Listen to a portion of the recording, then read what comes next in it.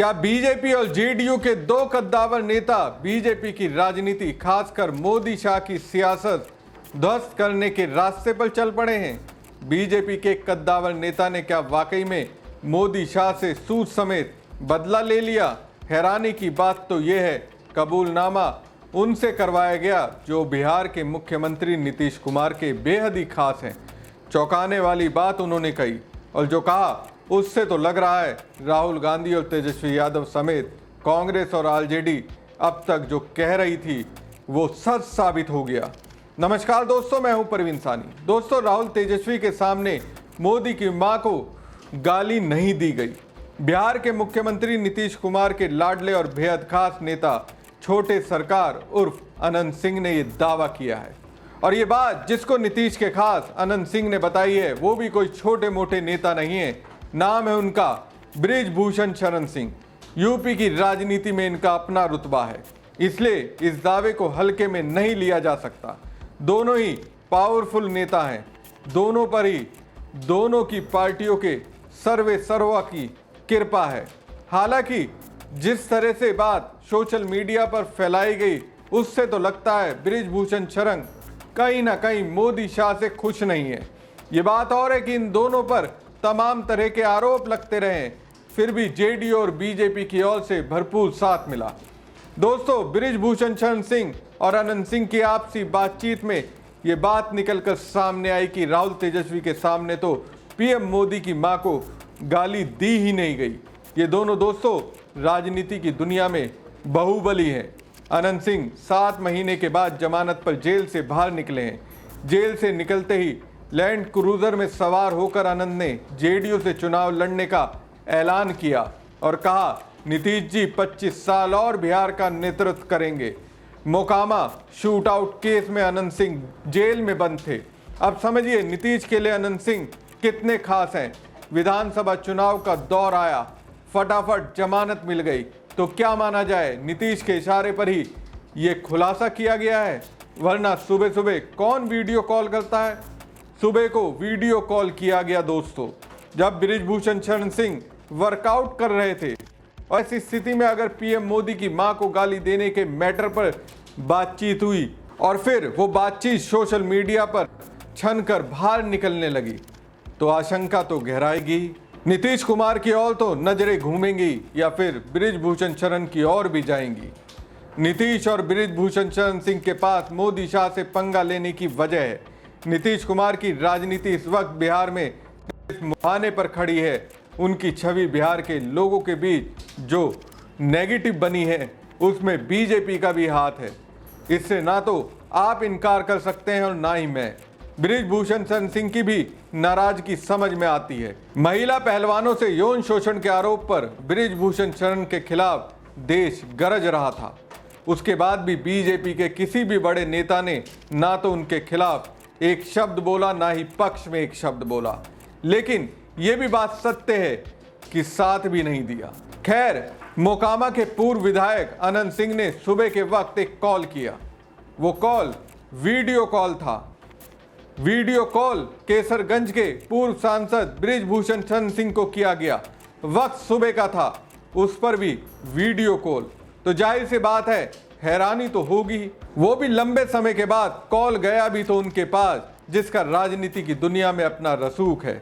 BJP के कद्दावर नेता में उनकी गिनती होती है। बृजभूषण शरण सिंह पर न जाने कितने संगीन इल्जाम लगे, फिर भी पाक साफ बीजेपी के लिए खास बने हुए। ऐसे में नेता के तौर पर बीजेपी में उनका दम तो दिखता है। तो सीएम नीतीश कुमार के बेहद ही खास अनंत सिंह ने यूपी की राजनीति में पैर जमाकर बैठे पूर्व सांसद बृजभूषण शरण सिंह को फोन क्यों किया? वॉइस कॉल नहीं, वीडियो कॉल। वीडियो कॉल के दौरान दोनों को कई बार मुस्कुराते और हंसते हुए दिखाया गया।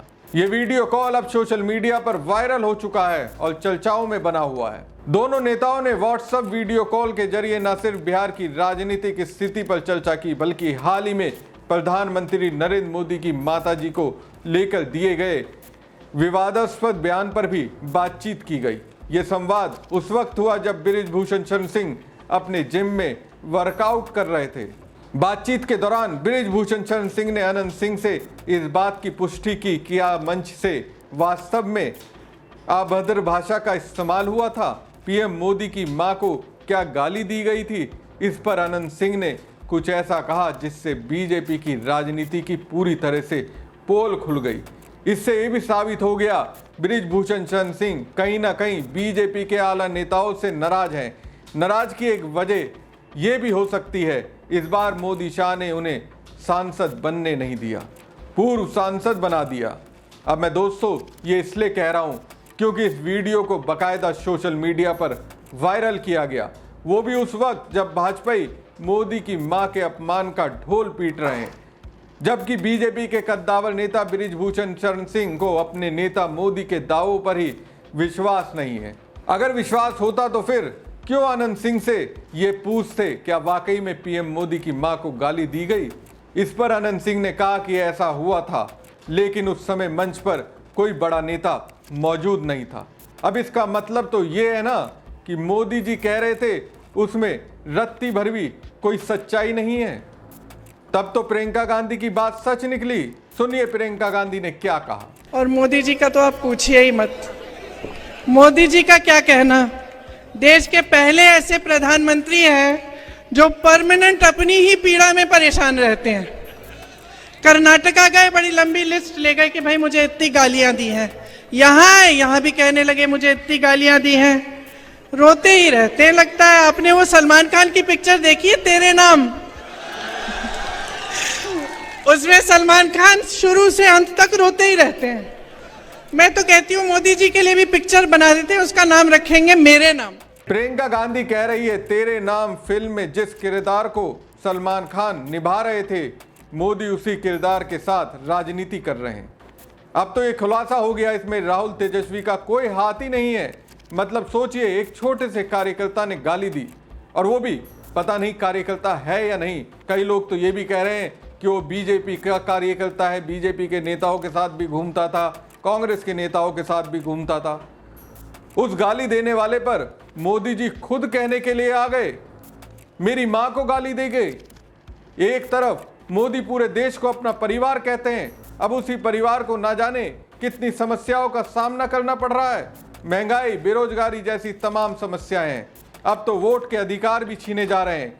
लोग चीख चीख कर कह रहे हैं, लेकिन उस पर प्रधानमंत्री का ध्यान ही नहीं जा रहा या ध्यान नहीं देना चाहते।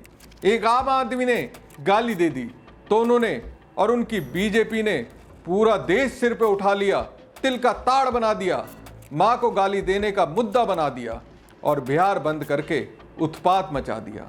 तमाम तरह की तस्वीरें सबके सामने आई। लोगों ने देखा कैसे वहां के लोग गुस्से में थे इस बिहार बंद को देखकर। खैर, सच्चाई सबके सामने आ गई। सच्चाई बीजेपी और जेडीयू के कद्दावर नेताओं ने सबके सामने रख दी। अनंत सिंह पर तो नीतीश कुमार मेहरबान हैं। अब अनंत सिंह कह रहे हैं जब पीएम मोदी की मां को गाली दी गई, ना तो राहुल ना ही तेजस्वी, यहां तक कि महागठबंधन का कोई बड़ा नेता वहां मौजूद ही नहीं था। अब सोचिए बीजेपी किस तरह से राजनीति करती है, पीएम मोदी किस तरह से तिल का ताड़ बनाते हैं। सोचिए, सोचना जरूरी है और सोचकर ध्यान से इस बात का कमेंट जरूर कीजिएगा और साथ ही पेज को ज़्यादा से ज़्यादा लाइक और शेयर कीजिएगा। धन्यवाद।